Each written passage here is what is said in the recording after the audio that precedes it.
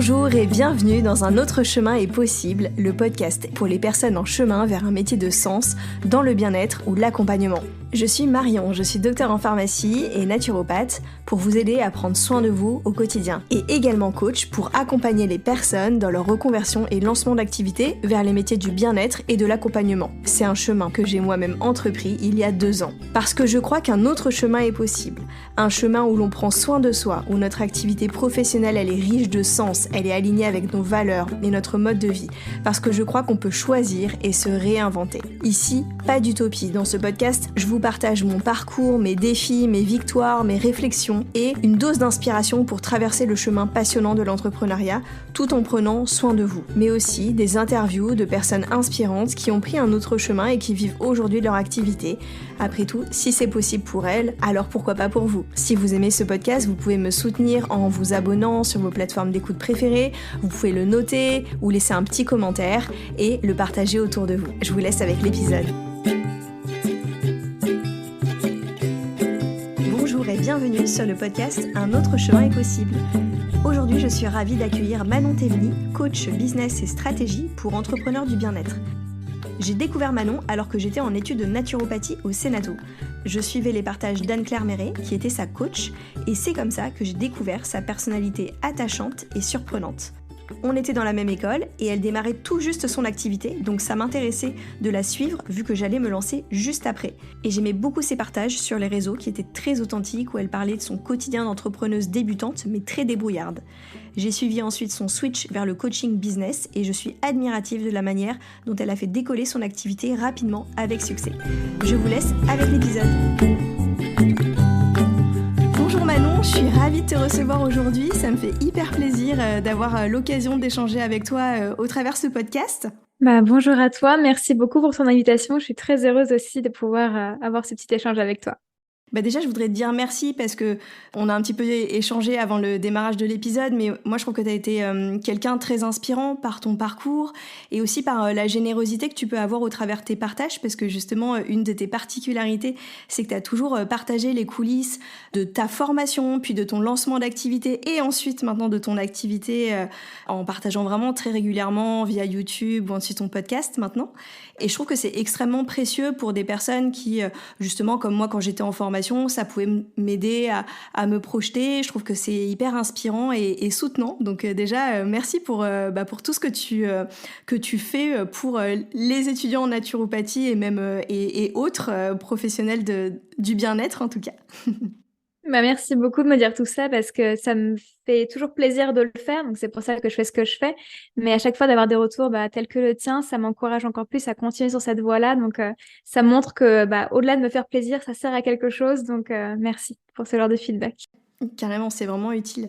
Alors justement, avant de commencer un petit peu l'interview, est-ce que toi, tu peux te présenter avec tes mots, nous dire ce que tu fais, nous décrire ton activité? Bien sûr. Donc, je m'appelle Manon. Je viens d'avoir tout juste 27 ans. J'habite en région parisienne et je me suis formée à la naturopathie en 2018. Donc, ça a vraiment été une révélation pour moi. Je pensais que j'avais trouvé vraiment le métier parfait qui me correspondait en tout point. Et j'ai adoré ma formation. J'ai adoré me lancer en tant que naturopathe. Et petit à petit, en fait, en devenant naturopathe et en lançant mon activité, je me suis prise d'amour pour l'entrepreneuriat. Ça m'a pas trop étonnée parce que j'avais déjà eu plusieurs indices déjà dans mon adolescence, mais ça n'a fait que confirmer ça.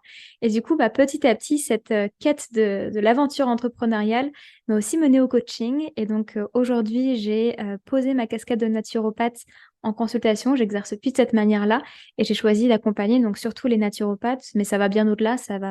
J'accompagne tous les entrepreneurs en fait du bien-être qui ont une vision similaire à la mienne du nouveau monde, de ce qu'on veut pour notre société. Et donc, je les accompagne pour qu'elles puissent développer leur activité, prospérer et donc petit à petit, comme des milliers de petits colibris en fait, apporter notre petite pierre à l'édifice pour changer ce monde, pour qu'il soit meilleur.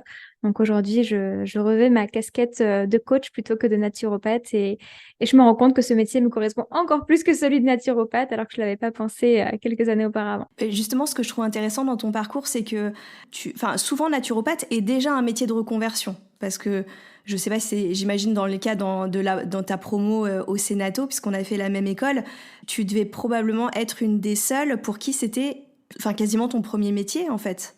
Ouais, tout le monde était un peu plus âgé que moi. J'étais la plus jeune de ma promotion et c'était pour toutes et tous des reconversions. Je crois qu'il n'y en a qu'une seule qui était un peu dans le même cas que moi, qui sortait d'études, qui savait pas trop ce qu'elle voulait faire, donc elle travaillait, mais c'était un job alimentaire histoire de trouver ce qu'elle voulait faire. Et finalement, c'était la naturopathie. Et moi, finalement, j'étais un peu dans ce cas de figure-là, c'est-à-dire que j'avais fait médecine, c'était pas bien passé pour moi. J'ai pris un temps de réflexion pour savoir ce que je voulais faire. La naturopathie est arrivée. Donc, j'ai choisi de me former à la naturopathie, mais pour ça, il fallait que je fasse quelque chose en attendant, parce que c'était que en format week-end, parce que j'étais trop jeune pour faire la formation intensive, et puis il fallait la payer, cette formation. Donc, c'est comme ça que j'ai commencé à travailler en magasin bio, histoire d'avoir un job alimentaire et de pouvoir payer ma formation, et puis me faire plaisir en attendant.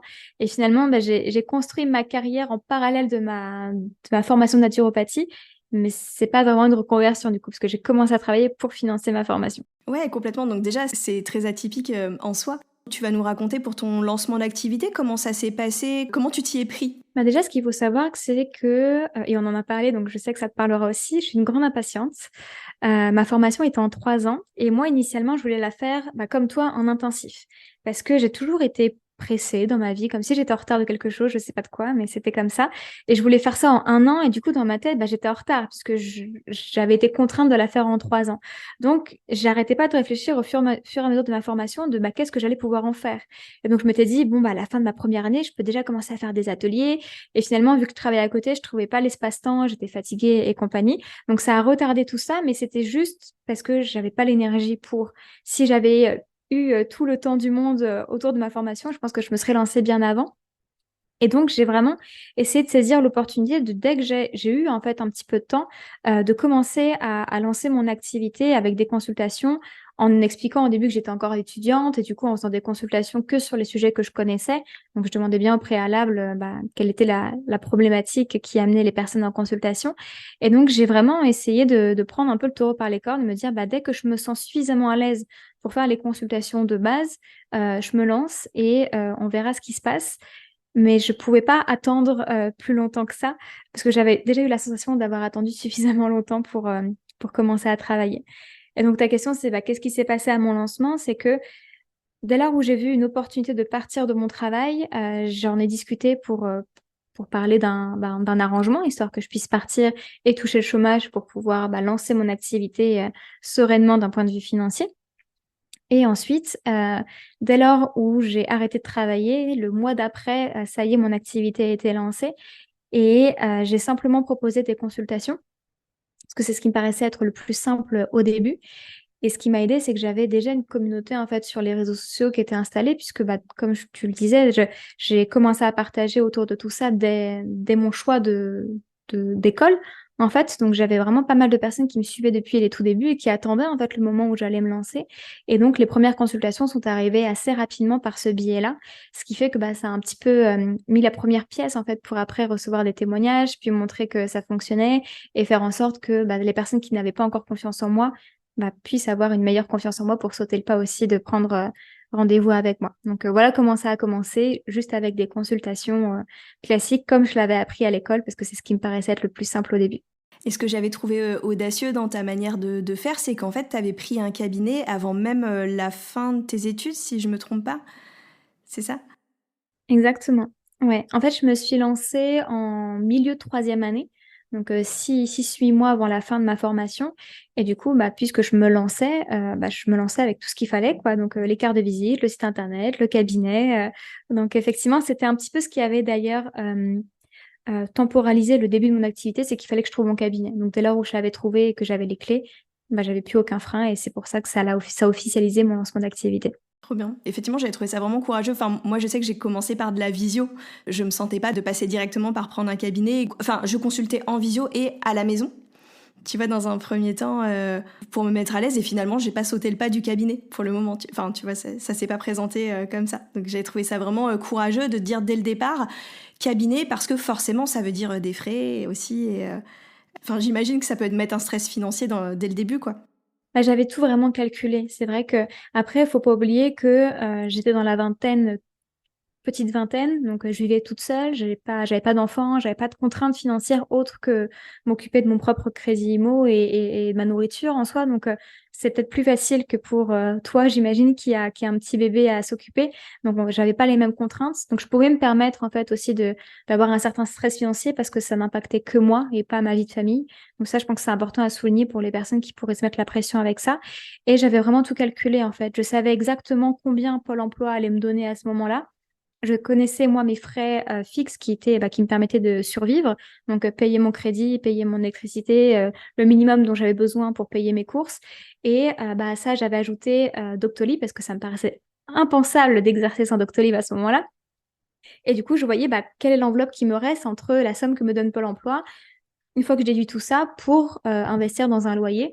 Et donc, j'avais vraiment fait attention à ce que même si je ne gagne 0 € tout puisse rentrer en fait et que je puisse payer. Donc ça représentait une certaine somme parce que c'était presque 300 € de loyer, plus 100, je sais plus combien c'était, c'est 140 € Doctolib. En gros, il y avait 500 € qui partaient tous les mois, donc il fallait les rentabiliser, mais je les voyais pas en fait. Ça faisait partie de mon budget qui, comme quand tu as ton crédit qui passe, tu le vois plus parce que ça fait partie de tes dépenses. Moi, c'était pareil. Et donc, tant que j'étais à zéro et que ça ne me mettait pas à mal financièrement, même si je faisais zéro de chiffre d'affaires, je le prenais pas en considération. Je me dis, tant pis, il faut que ça fait partie des dépenses que je dois faire dès le début, quoi. Ouais, c'est hyper intéressant de montrer que tu l'as visualisé de cette manière-là. Effectivement. Et donc tu disais que tu étais tombée amoureuse de l'entrepreneuriat. Mais comment justement t'es tombée si jeune, je disais un peu dans la marmite de l'entrepreneuriat. Je trouve ça hyper fascinant parce que moi c'est quelque chose que je découvre après avoir été plus de 10 ans salariée. Et justement je me t'ai fait la réflexion que je suis contente d'arriver à l'entrepreneuriat en ayant connu autre chose avant, parce qu'aussi ça m'aide à me fixer un cadre, tout ça. Que je pense que plus jeune, à ton âge, j'avais l'impression que moi j'avais beaucoup plus besoin d'être encadrée, tu vois, et que me retrouver seule, entrepreneur, livrée à moi-même, j'ai l'impression que ça aurait été terrifiant. Donc ça me fascine de voir que toi justement, ça n'a pas du tout été un frein, et au contraire même une vraie fascination pour ce domaine-là. Comment ça s'est fait? Je pense que si on remonte à l'origine, alors le lien peut pas forcément être évident pour tout le monde, mais moi je l'ai vraiment fait récemment.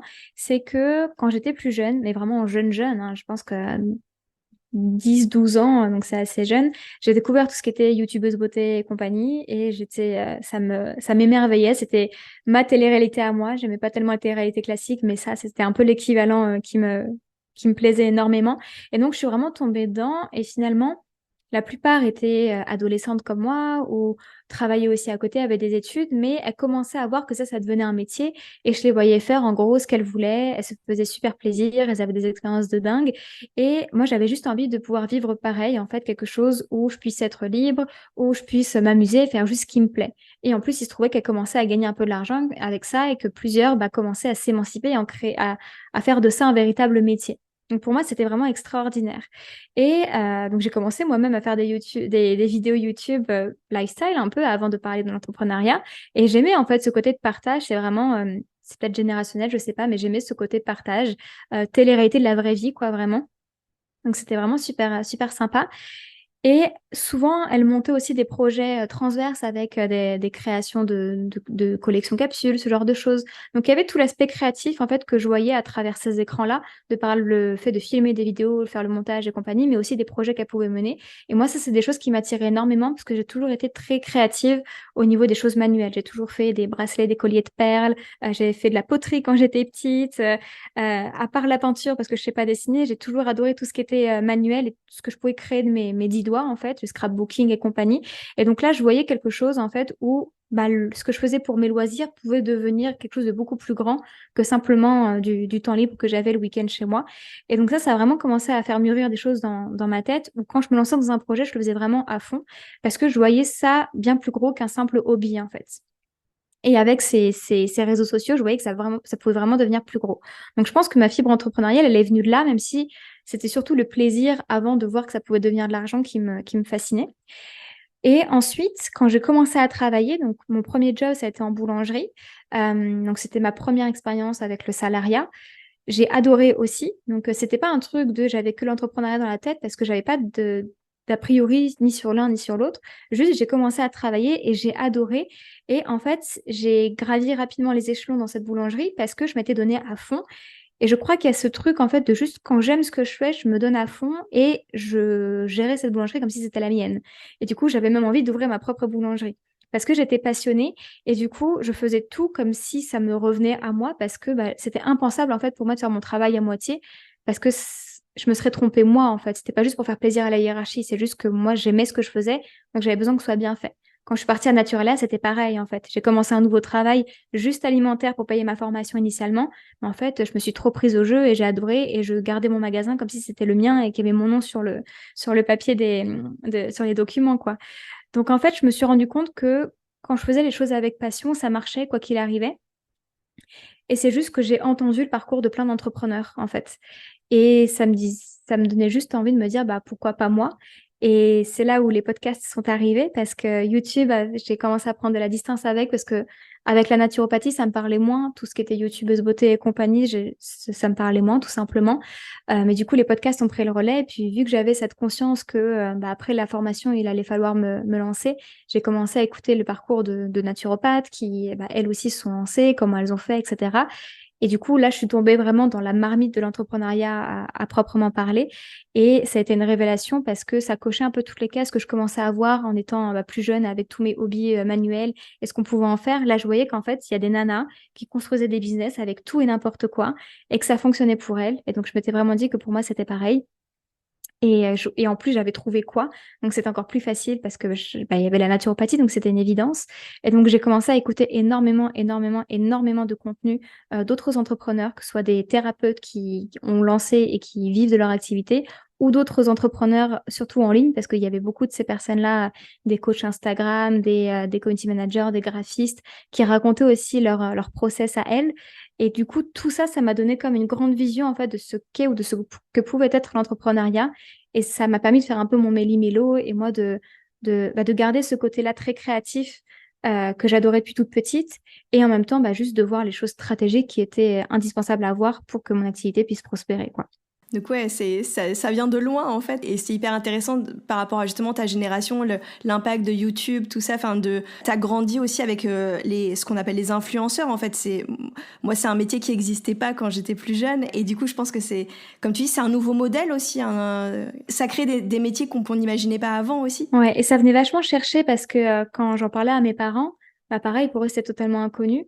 Et il y avait vraiment ce truc, non mais c'est éphémère, ou non mais arrête de croire tout ce que tu dis, ça va marcher 5 minutes, et puis après, qu'est-ce qu'elles vont faire ces personnes-là après, hein? Qu'est-ce qu'elles vont faire quand elles auront arrêté leurs études et que tout ça, ce sera fini?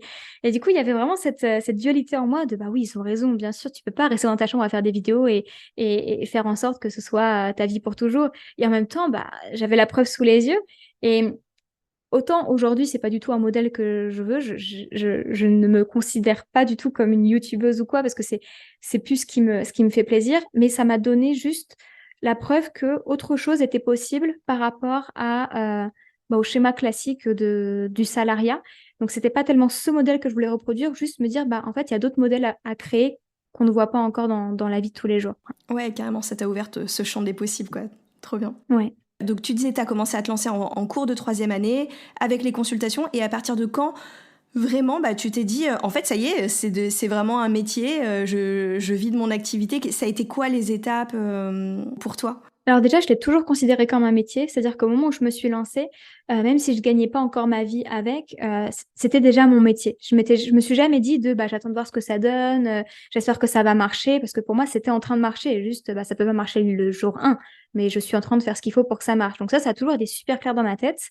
Et après, factuellement, donc financièrement parlant, ma première année d'installation, j'ai fait 7 500 € de chiffre d'affaires, donc c'est pas du tout suffisant pour en vivre, on est d'accord. Mais dès la fin de la première année, les mois qui ont suivi, donc les premiers mois de ma 2e année, je commençais déjà à dépasser un SMIC en termes de chiffre d'affaires, voire à dépasser des 3 000 €, 4 000 € à certains moments. C'était exceptionnel à ce moment-là, hein, mais quand même. Donc en fait, toute la première année, c'était des chiffres d'affaires très fluctuants, parfois juste 200 €, ça suffisait pas. Mais il y a vraiment eu un shift qui s'est fait entre décembre 2021 et janvier 2022. Donc dès janvier 2022, j'ai pu vivre de mon activité parce que mon chiffre d'affaires dépassait toujours le SMIC. Et moi, c'est de ça dont j'avais besoin pour vivre. Et qu'en plus, ça faisait des gros pics à certains moments Donc, je voyais que c'était un minimum que j'étais capable de générer, ce SMIC, mais que ça n'allait qu'aller en s'améliorant par la suite, quoi. Et d'après toi, du coup, c'est quoi justement qui a permis ce shift et qui a permis de faire vraiment décoller, enfin, qui a la différence justement entre cette première et la deuxième année? Qu'est-ce qui s'est passé exactement? Alors déjà, les consultations prenaient plus de poids, donc j'en avais plus, donc forcément ça avait un impact. Et puis j'avais plus de suivi aussi. À ce moment-là, j'avais aussi ajouté les séances de FT. J'en avais pas des masses, mais bah pareil, ça ajoutait des petits bouts comme ça. Et surtout, le gros changement qu'il y a eu, c'est que je crois que c'était arrivé fin 2021, donc ça a commencé à vraiment porter ses fruits en 2022, je pense. J'ai commencé à créer un accompagnement plutôt que des consultations à l'unité. Donc j'avais mes consultations à l'unité toujours, mais j'avais vraiment créé un accompagnement pour aider les femmes qui souffraient de compulsions alimentaires. Et donc là, j'ai vraiment packagé une offre et c'était bizarrement plus cher mais plus facile à vendre parce que bah, ça s'adressait vraiment aux bonnes personnes, ça ne laissait plus planer ce flou du général qui du coup était peut-être plus difficile pour trouver les bonnes personnes. Et donc, bah, le fait de créer cet accompagnement, ça me permettait d'avoir des revenus un peu récurrents, que j'avais un paiement en plusieurs fois, mais du coup, ça faisait quand même peut-être 200 euros par mois par personne qui me rejoignait. Donc ça a instauré un certain palier déjà, en fait, de chiffre d'affaires rapidement, juste avec deux, trois personnes, plus les consultations. Et aussi, je crois que c'est durant cette année, en 2022, que j'ai signé mon premier contrat avec une entreprise, avec un magasin bio pour faire de la formation avec eux. Donc, le premier contrat était un peu plus petit, mais ça m'a fait faire un petit boom, en fait, dans mon chiffre d'affaires. Et par la suite, j'ai eu un gros contrat de formation qui s'est étalé sur 6 à 8 mois de mémoire en termes de paiement. Et donc là, ça m'a instauré, pareil, un chiffre d'affaires minimal, en fait, pendant 6 mois qui était récurrent. Et ça m'a énormément aidé. Pas parce que c'était suffisant pour en vivre, mais parce que la sérénité que ça m'apportait financièrement m'a permis de déployer mes ailes d'une manière bah, super safe en fait. Et du coup, je me suis tellement plus autorisée que je pense que ça a rayonné sur plein d'autres choses et du coup, ça a été beaucoup plus attractif pour les personnes qui songeaient à travailler avec moi. Ah, c'est hyper intéressant ce que tu dis, que l'impact effectivement de ce revenu fixe entre guillemets, ou enfin je sais pas si on peut dire de revenu fixe, mais de cette sécurité Ouais, c'était ça. qui t'a justement permis de prendre plus d'ampleur parce que quelque part t'avais moins besoin. Et donc enfin c'est fou hein, ce truc de quand on n'est pas dans le besoin, en fait on devient plus attractif comme tu dis. Ouais, bah, on s'autorise tellement plus parce que bah, on n'a rien à perdre. De toute façon, la sécurité est assurée, donc c'est que du bonus le reste. Donc c'est là où je me suis le plus amusée et où je pense que ça s'est le plus ressenti. Et alors du coup, toi, ton shift ensuite, ça a été vraiment le coaching dont tu as beaucoup parlé. Comment ça a amorcé la transition naturo puis coaching et ensuite aujourd'hui le fait que maintenant tu es 100% sur une activité de coach? Ouais. Alors en fait, le coaching, c'est pas moi qui l'ai choisi. Parce qu'à la base, moi, je pensais continuer à être naturopathe. Simplement, quand j'ai lancé mon activité, m'a d'ailleurs énormément aidé à décoller, hein. Je me suis fait accompagner directement. Donc, j'ai choisi Anne-Claire Méret comme coach. Donc, je me suis lancée en février et c'est en février que je commençais mon accompagnement avec elle. Donc, elle m'a vraiment accompagnée dès le jour 1. Et donc, quand elle a lancé sa formation de coaching, à chaque saison, elle prenait des coachés qu'elle avait donc personnellement coachés en individuel pour l'aider en fait dans la gestion des groupes, des étudiantes. Et en contrepartie, on suivait sa formation comme une étudiante normale. Et donc pour la deuxième session de sa formation de coaching, elle m'a proposé de faire partie de ces petits anges-là. Donc évidemment que j'ai accepté parce que c'est une femme que j'aime énormément et elle m'a énormément apporté en tant que coach. Donc je me suis dit, ne serait-ce que pour moi en fait, de pouvoir euh, avoir accès à ces enseignements, c'est une chance inouïe. Et à ce moment-là, je voyais juste comment ça allait peut-être pouvoir m'aider à l'implémenter dans mes consultations de coaching. En fait, pour moi, c'était juste quelque chose qui allait comme sublimer mes consultations et mes accompagnements de coaching que j'avais créés. Donc, j'ai dit oui. De naturo. Oui, mes accompagnements, tu vois, lapsus, mes accompagnements naturaux, du coup. Donc, je pensais que ça allait juste sublimer tout ce que j'avais déjà créé en naturopathie. Donc, j'ai dit oui et j'ai suivi la formation et ça a été extraordinaire. Bah, tu l'as suivi aussi, donc tu sais à quel point cette formation est géniale. Et au début, j'avais vraiment pas idée, en fait, de me dire, ça va devenir un métier à part entière et je vais laisser la naturopathie de côté. C'était vraiment pour l'implémenter dans ce que je faisais déjà. Et c'était du bonus, encore une fois, parce que c'était une opportunité qu'on m'avait offerte. Mais en fait, plus j'avançais, Cette formation de coaching, elle est arrivée vraiment au point culminant où là, mon activité avait vraiment commencé à décoller. Et donc, je commençais à recevoir vraiment beaucoup de messages d'autres naturopathes qui voyaient que ça commençait à bien marcher pour moi et qui me demandaient des conseils. Donc, en fait, au début, j'avais pas tellement de quoi leur répondre, à part leur dire, bah, c'est trop bien, j'ai fait ça, mais c'est pas forcément duplicable parce que leur situation était différente. Et du coup, là, je commençais à voir aussi avec les outils de coaching que j'apprenais que potentiellement, je leur serais d'une meilleure aide, en fait. Et donc, j'ai commencé comme ça à ouvrir aussi un accompagnement de coaching pour les naturopathes parce que je voyais que je pouvais les aider. Et petit à petit, bah, j'ai eu beaucoup, beaucoup de demandes pour mon accompagnement de coaching. Donc, ça a été le deuxième décollement de mon activité. On va dire le premier, c'est par rapport à ce que je t'ai dit, tout ce que j'ai mis en place à la naturopathie. Et le deuxième palier de succès que j'ai connu, ça a été avec le coaching business finalement. Et ça continue jusque-là. Et donc, c'est comme ça que s'est fait la transition. J'ai eu beaucoup de demandes avec le coaching. Je m'éclatais énormément avec ces accompagnements-là, avec ces coachés-là. Et bah, ça s'est fait naturellement, en fait, le fait que j'ai de moins en moins de consultations de naturopathie. Donc, j'en avais toujours un petit peu, puis j'avais toujours mes suivis, mais je faisais rien pour en avoir d'autres. Et donc, naturellement, j'avais moins aussi de demandes. Et j'ai aussi quitté mon cabinet parce que bah, je voyais que le côté en ligne, finalement, me plaisait beaucoup plus. Et tu vois, c'est drôle, quand on parlait du cabinet au début, je l'ai pris vraiment dès le début parce qu'il fallait faire les choses bien et compagnie. J'étais un peu contre le en ligne parce que bah, c'est pas de la vraie naturopathie et compagnie. Mais en fait, ça m'a jamais vraiment plu de le faire en présentiel. Donc, ça a été un boulet, en fait, financièrement, finalement, pendant plus d'un an. Et le fait d'avoir lâché, bah, ça m'évitait d'avoir aussi des prises de consultation inopinées parce que pour le coup, c'est des gens qui me trouvaient via Google et via Doctolib. Donc ça, j'en avais plus. Et vu que je communiquais plus sur la naturopathie sur mes réseaux digitaux, bah, j'en avais moins aussi. Donc la transition s'est faite naturellement parce que je mettais la lumière en fait sur le coaching et donc bah, naturellement la naturopathie s'est faite plus discrète jusqu'à ce que j'ose, mais ça m'a pris du temps, carrément retirer l'onglet consultation de mon calendrier à ce moment-là, quoi. Mais j'ai mis du temps parce que j'avais du mal à lâcher ça. Ben ouais, je comprends complètement. Qu'est-ce qui faisait que t'avais du mal? Parce que, enfin, tu vois, par exemple, dans notre formation, c'est vrai qu'il y a beaucoup qui ont gardé la double casquette, coach et naturopathe. Enfin, on a pas mal de connaissances communes qui exercent vraiment les deux activités et ça aurait pu être une possibilité pour toi. Qu'est-ce qui fait justement que tu t'es dit non, en fait, moi, c'est 100% coach? Bah, j'ai vraiment eu du mal à me l'avouer. Euh, on en a parlé juste au début de cet épisode.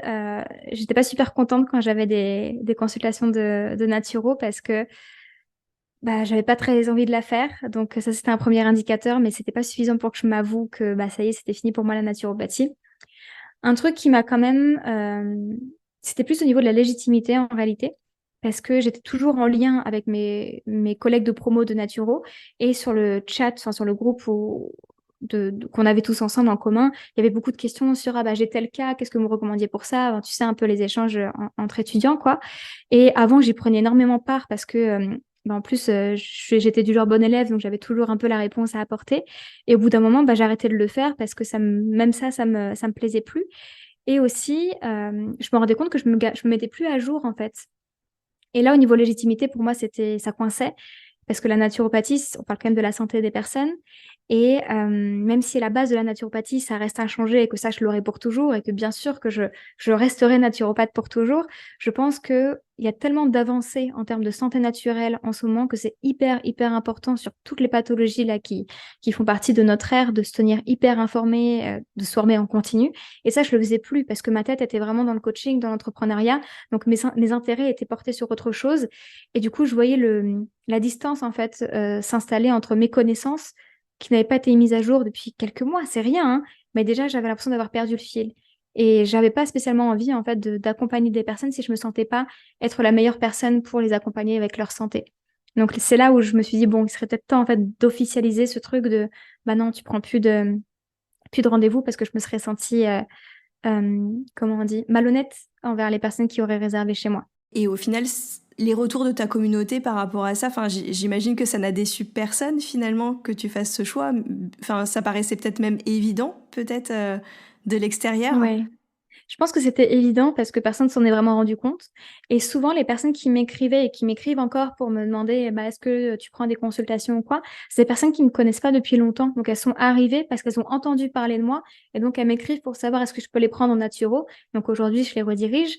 Mais du coup, les personnes qui me connaissaient déjà ont vécu la transition avec moi sans trop en avoir conscience, je pense. Donc, ça a dû leur sembler évident. Et les personnes pour qui ça ne l'est pas, c'est des personnes qui ont entendu parler de moi en tant que naturopathe et qui, du coup, m'ont recherché, mais qui ne me connaissaient pas, en fait, personnellement, quoi. Et du coup, pour parler un petit peu de ta vie d'entrepreneur maintenant, c'est quoi ton quotidien? Enfin, comment se passent un peu tes semaines ou tes journées? Est-ce qu'il y a quelque chose un peu fixe ou c'est très varié? C'est quoi un peu tes différentes casquettes? Alors mes casquettes, il y en a beaucoup parce que, bah, tu le sais aussi, hein, je suis coach, mais à côté de ça, je gère aussi ma comptabilité, je gère aussi mes mails, je gère beaucoup ma communication, sur les différentes plateformes, donc Instagram et le podcast essentiellement, mais ça peut aller aussi par de la newsletter de temps en temps, parfois des vidéos YouTube ou, bah, d'autres types de contenus pour d'autres personnes comme on le fait ensemble pour, ce podcast-là, cette interview. Donc il y a toutes ces casquettes-là, la casquette de CEO aussi, on n'en parle jamais trop parce que ça semble être une évidence, mais il y a aussi des moments où on travaille sur des projets, sur notre vision et du coup, c'est pas des tâches concrètes, mais c'est ultra, ultra important. Donc il y a toutes ces casquettes-là. Après, je vais les porter d'une manière très différente d'une semaine à l'autre. C'est pas hyper fixe encore. Je pense que j'ai pas encore une structure qui est très définie, mais ça commence. Par exemple, avant, je prenais mes rendez-vous n'importe quand, tant que ça arrangeait la personne en face. Donc, j'avais parfois un lundi matin, puis après le mardi après, mais puis un trou d'une demi-heure, je savais pas quoi en faire, etc. Donc, mon agenda était contrôlé finalement par mes rendez-vous. Et moi, bah, j'essayais de caler des petites tâches entre, mais c'était vraiment la galère. Et moi, ça me convenait pas dans ma manière de travailler. Donc, j'ai vraiment essayé de réformer ça par rapport à un emploi du temps qui soit plus écologique pour moi. Et donc, aujourd'hui, j'ai quand même trouvé quelque chose qui me convient plutôt bien. Donc, moi, je mets mes rendez-vous du lundi au jeudi et uniquement le matin. Donc, j'en ai 2 tous les jours. Et parfois, j'en ai avoir l'après-midi, mais c'est plus pour du contenu. Donc, comme là, on fait ensemble, c'est une après-midi. Mais mes rendez-vous avec mes coachés, je les mets uniquement le matin. Et ça m'assure de bah, déjà savoir exactement le nombre de places que j'ai de disponibles. Parce que pendant un moment, je me suis laissée un peu surpasser par le nombre de coachés que j'avais pas vu venir. Et du coup, c'était un peu trop pour moi. Et bah, là, au moins, je sais que bah, s'il y a une case de vide de vide le matin du lundi au jeudi, bah, je prends une nouvelle personne. Et s'il n'y en a pas, c'est que bah, mon accompagnement est complet. Et ça me permet d'avoir le vendredi qui est off. Donc off, ça veut pas dire que je travaille pas, mais ça veut dire qu'il y a pas de rendez-vous. Et donc ça m'assure une certaine liberté en fait au niveau de mon temps. Et ça, c'est important pour moi parce que je suis quelqu'un de très introverti. Et du coup, tous les rendez-vous que je peux faire, bah il y a une limite à pas dépasser pour que ma batterie sociale ne soit pas à plat. Et donc le vendredi, bah des fois j'ai besoin de juste prendre du temps pour moi, de juste m'enfermer à travailler bah, sur des projets ou à aller à mon cours de yoga. Et donc ça, je peux le faire en fait. Je sais que le vendredi, il est libre, j'ai aucune contrainte horaire et ça me soulage énormément. Et après, c'est sur les après-midi de la semaine où c'est un petit peu plus éparpillé, en fait, parce que bah là, j'ai pas tellement de structure pour le moment. Parfois, ça va être de la communication, parfois, ça va être de la gestion de mail, parfois, ça va être des interviews.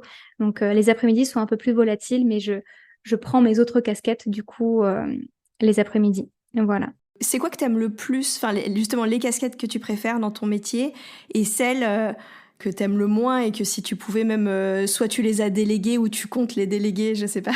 Alors, celle que j'aime le moins, et c'est évident, c'est la gestion des mails. Je suis une catastrophe pour gérer mes mails. Ça me submerge tout de suite, alors qu'en soi, des fois, il suffirait 2 minutes pour répondre à un mail. Donc, je laisse traîner et je suis vraiment mauvaise avec ça. Donc, je pense à le déléguer très prochainement, mais on peut pas tout déléguer à ce niveau-là. Mais ça me permettrait d'avoir une personne qui me dise, bon, bah maintenant, tu as ces 2 mails à répondre là tout de suite. Donc, peut-être que c'est ça qui me manque pour que je sois plus assidue. Donc, ça, c'est vraiment la tâche que c'est facile, hein, pourtant, mais je peux pas. Je suis vraiment nulle à ça. Donc ça, c'est évident que cette casquette-là. Après, celle que je préfère, bah, j'adore coacher. Ça, les séances, pour moi, c'est facile et c'est ce qui me plaît le plus. Donc ça, j'adore. J'adore aussi quand je fais des ateliers parce que du coup, il y a cette énergie de groupe que je retrouve avec une certaine émulation où je vois les gens avancer tout de suite. Donc ça, c'est des moments que j'aime beaucoup. Donc j'aime beaucoup créer les moments en groupe.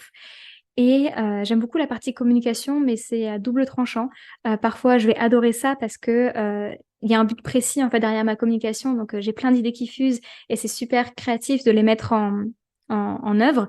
Et à d'autres moments où je vais le voir plus comme une contrainte de bah, il faut créer du contenu pour être régulière et patati patata. Et là, ça va un peu plus me saouler parce que c'est juste de la régularité, mais il n'y a pas de finalité en soi. Donc, j'ai du mal peut-être à saisir un peu plus le sens. Donc, ça va dépendre des moments. Des fois, je vais adorer la communication et des fois, bah, comme tout le monde, ça va me gonfler un petit peu. Donc, voilà. Alors j'avais envie justement de te questionner par rapport au fait que tu partages beaucoup ton activité avec une grande transparence. Et notamment aussi par rapport au podcast, moi c'est un format qui est nouveau pour moi et je trouve que depuis que je le fais, ça m'a amené dans un espace d'introspection assez profond que pourtant je pensais déjà faire naturellement, mais je trouve que c'est différent de le faire pour soi-même que de le faire en sachant qu'ensuite ça va être public, ça va être fait dans l'optique d'une diffusion.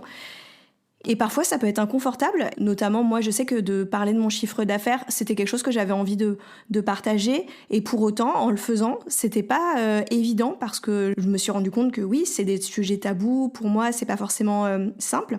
Et j'aurais voulu justement avoir ton retour, toi qui le fais depuis plusieurs années et qui semble le faire avec facilité.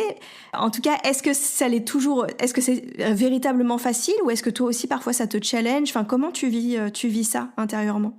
Ça a toujours été facile enfin, quand je l'ai fait pour la première fois, c'était facile parce que j'avais envie et moi je trouvais ça génial.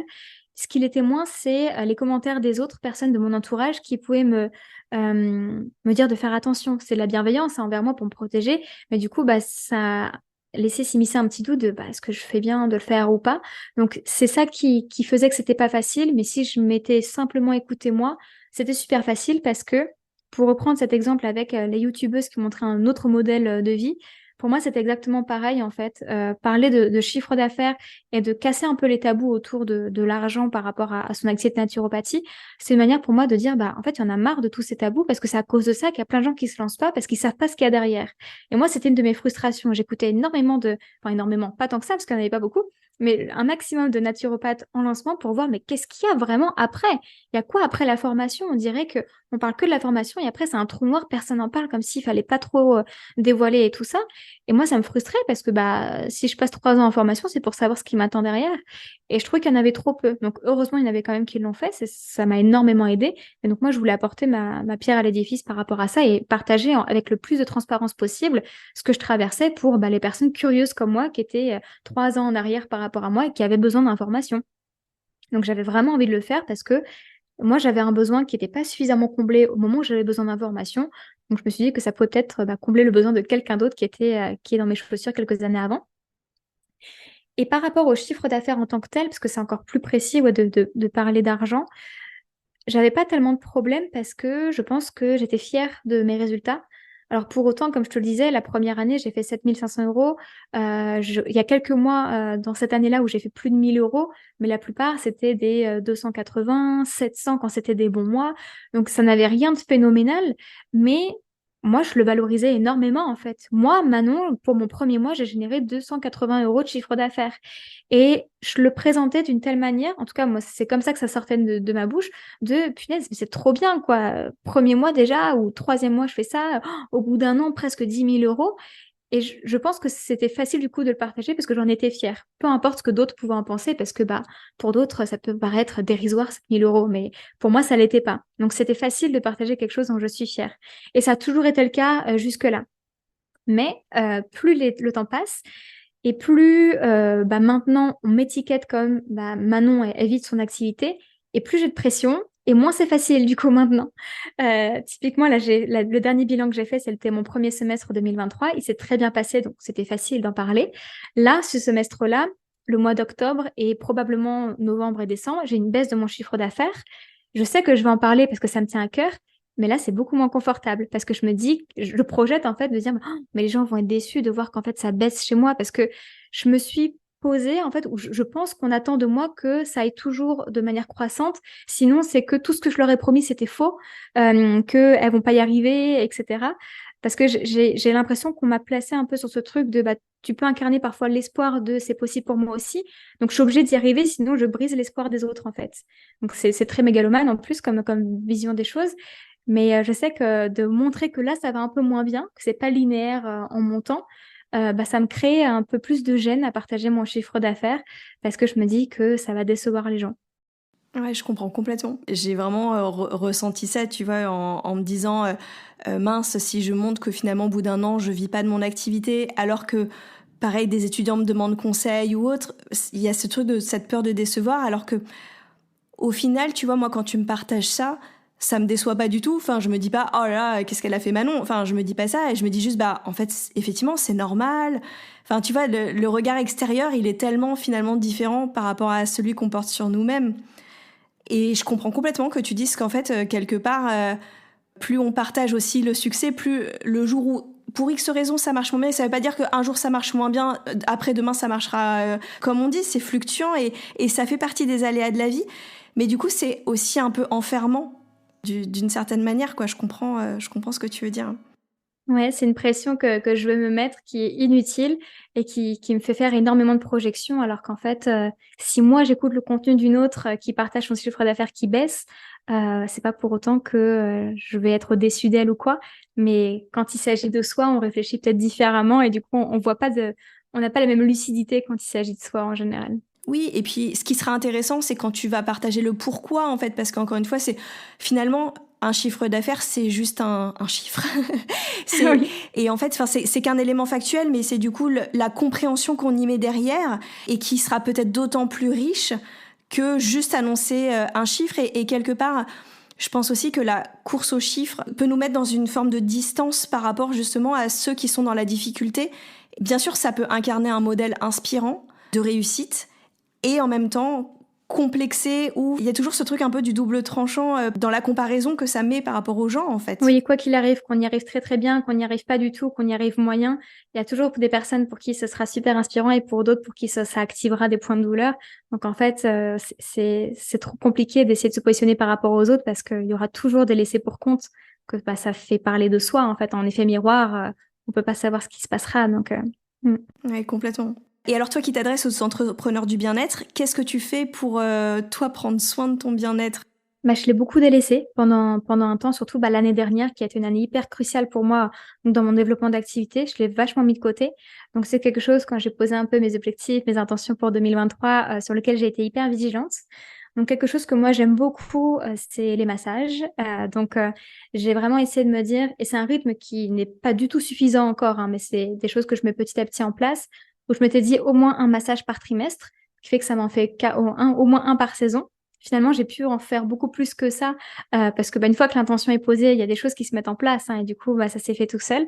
Mais pour moi, c'est super important par rapport à tout ce que ça apporte naturopathiquement parlant et ne serait-ce qu'au niveau du bien-être détente qu'on peut ressentir. Ce qui va avec aussi, c'est le spa. Moi, j'ai découvert qu'on pouvait aller au spa et se prélasser, chose qui me paraissait inconcevable il y a quelques années en arrière. Et aujourd'hui, c'est quelque chose que j'aime énormément. Donc régulièrement, j'aime aller au spa avec une copine et c'est des moments qui sont bons pour ma santé, bons pour mon mental et qui me permettent qui créent une intimité avec la personne avec qui j'y vais. Donc c'est des moments que je chéris énormément. Donc ça, c'est les principales choses que j'ai mis en place dès le début de l'année. Et là, depuis que j'ai déménagé, donc il y a eu ça aussi, donc j'avais moins de temps personnel parce que je le dédiais à une autre priorité à ce moment-là. Mais là, maintenant qu'on est bien installé chez nous, on a commencé à faire des cours en fait dans différentes associations. Donc moi, je fais du yoga au moins une fois par semaine. Donc ça, c'est un rendez-vous que je voulais depuis longtemps instaurer avec moi-même et j'ai enfin pu le faire. On fait des cours de Krav Maga avec mon chéri.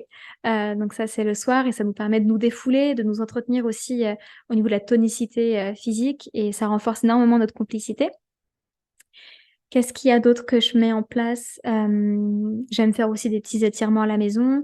J'aime prendre du temps pour moi. Je suis pas quelqu'un qui médite ou qui respire consciemment tous les jours. Ça, c'est faux. Mais j'aime prendre du temps conscient quand même pour moi-même, ne serait-ce que pour me tirer une carte le matin pour voir un peu le ton de ma journée. Le journaling aussi, c'est des choses qui m'apaisent. Donc, c'est une autre manière pour moi peut-être de méditer ou de poser le cerveau. Donc, ça va principalement être ça. Et les câlins avec ma chienne, c'est tout bête, mais on parle beaucoup du pouvoir des animaux en naturopathie et le temps conscient justement que la pleine présence que j'ai avec ma chienne, c'est des moments hors du temps qui me font énormément de bien et qui comptent énormément dans comment je prends soin de moi. Donc là, c'est plus par rapport au côté bien-être et par rapport à ce que tu transmets à tes coachés. Comment tu t'incarnes pleinement en fait les valeurs que tu leur transmets finalement dans tes accompagnements? C'est une bonne question. J'essaie de rester dans la joie par rapport à ce que je fais. Et c'est pas toujours évident parce que il y a ce qu'on croit qu'on doit faire et ce qu'on a envie de faire. Et parfois, c'est difficile de faire la part des choses. Donc, j'essaye vraiment d'être vigilante par rapport à ça, aux choses que je fais parce que je crois que je dois le faire, même si ça me tiraille de l'intérieur. Je le fais quand même, hein, parce que je suis humaine et parce que moi aussi, je me mets la pression et compagnie. Mais souvent, mes coachés sont des bons miroirs par rapport à ça. Parce que quand je les vois faire et qu'on en parle et qu'on le traite en séance, indirectement, ça me traite moi aussi, finalement. Donc, ça permet de me réajuster. Donc, c'est pour ça que je te parlais de mon planning où j'ai vraiment essayé d'être vigilante sur qu'est-ce qui était bon et écologique pour moi en termes de rythme. Ça, c'est super important. Et ça, c'est quelque chose que j'essaie vraiment de transmettre dans mes accompagnements parce que je me suis laissée happer par mon emploi du temps et c'était un moment de rush pas possible où je me suis vraiment délaissée, ça m'a épuisée et c'est pas pour ça que je suis devenue entrepreneur. Donc ça, c'est quelque chose que j'essaye sur lequel j'essaie de mettre de la conscience. C'est pas encore parfait parce que je sais que j'ai encore plein d'ajustements à faire pour trouver l'équilibre parfait dans mon emploi du temps, mais c'est bien mieux que il y a 3 ans quand je me suis lancée. Donc je suis sur cette lancée et je continue à tâtonner pour voir ce qui me convient le mieux. Donc il y a ça. Il y a le fait aussi de ne pas... euh, par rapport à la communication, parfois on a l'impression que c'est super facile pour moi et que c'est facile. En fait, pas du tout.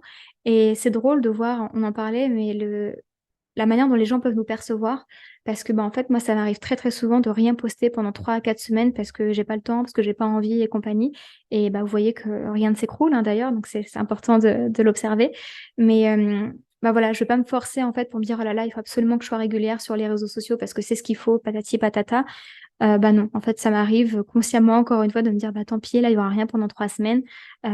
Et c'est pas grave, en fait, je vais pas mettre la rate au courbouillon pour ça.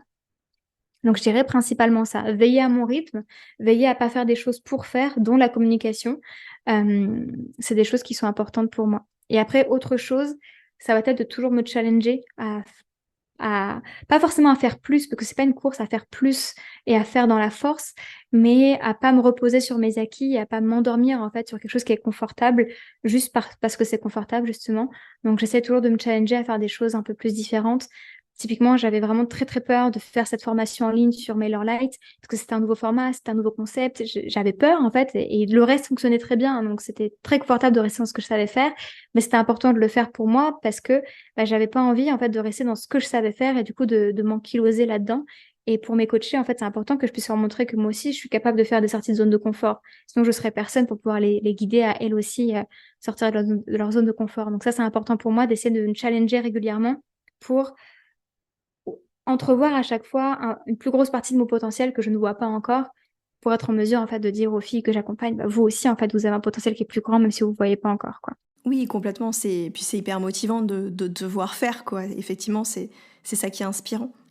Et quand tu as des moments de doute, parce que j'imagine que tu en traverses encore et tu le partageais tout à l'heure, justement, que tu as encore des inconforts, comment tu gères ça, ces petits moments quand ça arrive Comme n'importe quel être humain, souvent mal.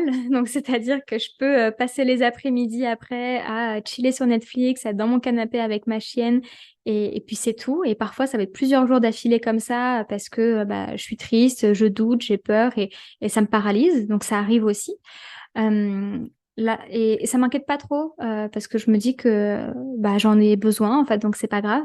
Par contre, ce qui m'inquiète, c'est quand ça dure longtemps et donc c'est plutôt là où je vais essayer de me bouger un peu pour que ça aille mieux. Et donc c'est là que souvent je reprends mes routines parce que souvent dans ce moment-là, je les laisse de côté. Donc de reprendre le journaling notamment qui me fait beaucoup de bien et tout ça. Et dans ces moments-là, je me force pas. Donc tout ce qui n'est pas obligatoire, je le fais pas. Ce qui me permet de vraiment me concentrer sur l'essentiel. Et souvent, c'est l'essentiel qui va me procurer de la joie et qui du coup va rallumer la petite flamme qui fait que ça peut me remettre en selle plus facilement.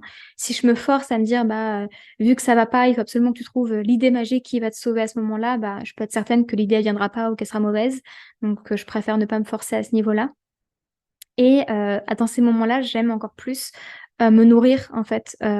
Donc c'est là où toutes les masterclass gratuites qui passent, je les écoute parce que ça va me nourrir en fait et ça va me remotiver, tout comme les podcasts le faisaient, et le font dans ces moments-là aussi d'ailleurs, mais le faisaient quand ça me motivait à lancer mon activité. Ça c'est de la nourriture en fait pour moi qui fait que ça me rappelle pourquoi je fais les choses. Et du coup, ça peut me sortir un peu de ma morosité. Donc, ça va être ça. Prendre le temps de juste m'écrouler quand j'en ai besoin, me concentrer sur l'essentiel pour pas me forcer à faire des choses juste parce qu'il faudrait les faire. Et ensuite, essayer de me nourrir avec d'autres choses pour rallumer la flamme. Tu as toujours parlé du fait que tu t'es fait accompagner en début de formation et régulièrement en coaching, mais aujourd'hui, enfin voilà, est-ce que tu te fais toujours accompagner et à quel niveau en fait? Parce que on peut se faire accompagner de manière très différente aussi en fonction de là où t'en es. Carrément, je me suis fait accompagner de plein de façons différentes, en individuel beaucoup, en programme de groupe. J'ai fait une petite pause aussi parce que j'avais besoin de manager les choses par moi-même. Et comme je te disais, avec mon appartement, on avait d'autres choses à penser autant sur le temps qu'on avait que sur les finances aussi. Donc il y avait d'autres priorités. Et maintenant que tout ça, ça y est, c'est aplani, c'est quelque chose que j'ai voulu recommencer. Donc là, je me fais de nouveau accompagner sur un format de groupe, sous forme de mastermind en fait sur plusieurs mois. Donc, j'ai jamais fait de format long en groupe comme ça, donc ça va être une première. Donc, à voir ce que ça va pouvoir m'apporter, si ça va me convenir. Pour l'instant, je ne sais pas encore, mais j'ai hâte. Et je sens que ça arrive à un moment où j'en avais besoin parce que j'avais comme tiré un peu toutes mes cartouches de ce que j'étais capable de faire toute seule. Et maintenant que j'avais tiré toutes mes cartouches, je me sentais comme, pas paralysée, parce que c'est pas le cas, mais démunie de bon bah maintenant qu'est-ce que je fais d'autre en fait à part ce que je sais déjà faire. Et pendant un temps ça m'allait bien de rester avec ce que je savais faire, et là je ressens le besoin de remettre le pied à l'étrier, mais vu que je sais pas par quoi commencer, je sais pas ce dont j'ai envie, etc. Je sais que c'est les signaux en fait de bon bah là tu as besoin d'être accompagnée pour voir autre que ce que moi je suis capable de voir toute seule pour le moment. Donc c'est pour ça que j'ai décidé de me faire accompagner de nouveau. Et comment tu dois évoluer dans l'avenir? Grande question. Euh, je pense que là, je peux être à un prémisse de tout peut basculer et aller très vite.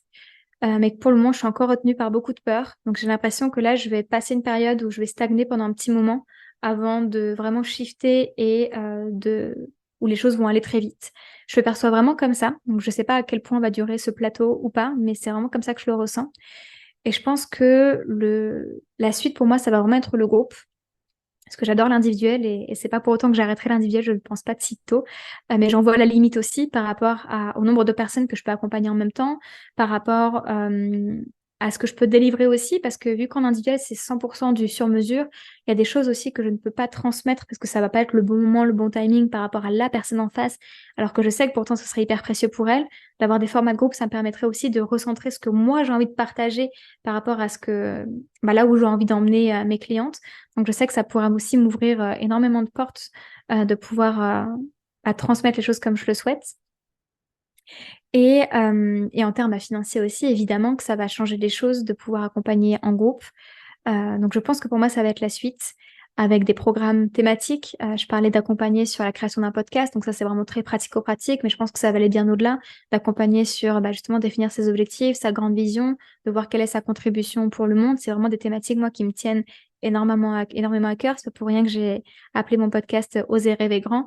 J'ai vraiment cette foi que ensemble on peut changer les choses et que le monde tel qu'on le connaît aujourd'hui ne va pas rester tel quel. En tout cas, c'est notre responsabilité de le faire évoluer. Et moi, je fais ma part, mais j'ai envie d'accompagner d'autres personnes qui veulent se faire leur part aussi, mais qui savent pas tellement comment s'y prendre. Donc, je sais que la suite pour moi va aller dans ce sens-là. Ça serait quoi ton conseil à une personne qui est justement en début d'activité, qui peut-être galère aussi un peu? Toi maintenant, avec ce recul-là de ce que tu as construit, qu'est-ce que tu lui dirais à cette personne, ou si tu repenses à toi, à tes débuts? Plein de choses. La première chose, je crois vraiment la plus importante, c'est de s'entourer. Donc que ce soit d'avoir un mastermind de copines de formation ou de copines qui sont au même niveau d'avancement qu'elles, parce que ça va être hyper soutenant. Moi, je suis toujours accompagnée de business buddy, comme on dit. Si elle le peut aussi, de se faire accompagner par une coach, hein. On prêche pour notre paroisse, mais pour moi, c'est vraiment essentiel. Donc l'entourage, que ce soit l'entourage de personnes qui font les choses comme elle ou l'entourage de quelqu'un qui est un petit peu plus loin sur le chemin pour l'accompagner, pour moi, c'est essentiel pour débloquer la situation. Et ensuite, ça paraît un petit peu bateau, mais c'est tellement essentiel aussi, mais c'est de travailler sa vision, en fait, de pourquoi elle fait les choses, quel est son pourquoi, qu'est-ce qu'elle veut, à quoi va ressembler son quotidien dans 5 ans si elle continue dans cette voie-là. Ça va lui donner les clés, en fait, sur quel chemin prendre aujourd'hui, alors qu'aujourd'hui, ça lui paraît tout compliqué. En fait, ça lui donnera vraiment les bonnes clés au bon moment. Donc, de se connecter à sa vision au maximum et la travailler de manière hyper précise, pour moi, c'est essentiel pour débloquer les situations. Et je voudrais terminer avec un peu la question rituelle de ce podcast, puisqu'il s'appelle Un autre chemin est possible. Donc, selon toi, quel autre chemin est possible? Je pense que cet autre chemin, c'est un chemin qui est beaucoup plus conscient de la valeur de la vie, de la valeur de chaque être humain, de la valeur de toute chose en réalité, qui fait que ça facilitera les liens qu'on va avoir entre nous, que ça plus d'amour en fait. Moi, quand je pense à un monde plus conscient, je pense à un monde tout simplement plus avec plus d'amour à l'intérieur. Et cet autre chemin, je pense qu'il peut permettre à qui va favoriser en fait la libre expression de son plein potentiel. On en a parlé beaucoup au cours de cette interview, où chacun va pouvoir en fait se révéler, arrêter de se cacher, arrêter de rentrer dans un moule pour juste rayonner tel qu'il devrait rayonner, et que ce sera du coup extrêmement libérateur et que ça va forcément débouler sur des choses merveilleuses. Donc j'imagine vraiment un monde beaucoup plus conscient et où tout le monde est plus libre de faire ce qu'il veut. Et par libre, c'est pas juste de l'anarchie, au contraire, c'est beaucoup plus de bienveillance, d'amour, de joie et tout ça, quoi. Merci Manon. Est-ce que tu as une actualité à nous partager avant de terminer, ou si les gens veulent te contacter, te suivre? Pour me contacter ou me suivre, mes réseaux sociaux sont parfaits pour ça, donc Instagram principalement, et le podcast, donc Oser rêver grand et Oser EZ.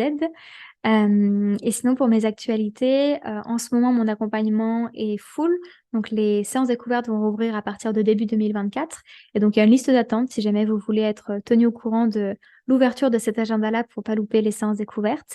Et sinon, d'ici la fin de l'année, je sais pas exactement encore ce qui va arriver, à part peut-être un atelier sur le fait d'oser se montrer, d'oser se faire entendre, d'oser partager son message. Parce que c'est ce que je vois beaucoup au sein de mes accompagnements, des personnes qui brûlent de l'intérieur, qui ont énormément de choses à montrer, mais qui se cachent, qui osent pas encore montrer leur tête ou vraiment affirmer leurs valeurs, ce qui leur tient à cœur. Et donc, j'aimerais pouvoir accompagner sur cette thématique-là dans un prochain atelier. Donc, pareil, toutes les informations seront sur mes différents canaux pour être sur la liste d'attente ou pour voir les inscriptions prochainement. Merci beaucoup Manon. Je mettrai les liens vers ton site, ton Insta, ton podcast en description de l'épisode. En tout cas, c'était un réel plaisir pour moi d'avoir cet échange, parce que ce que j'ai pas dit, mais c'est que c'était l'occasion pour nous de vraiment se rencontrer, parce on s'était pas mal croisés, mais on n'avait jamais eu l'occasion d'avoir un vrai temps d'échange.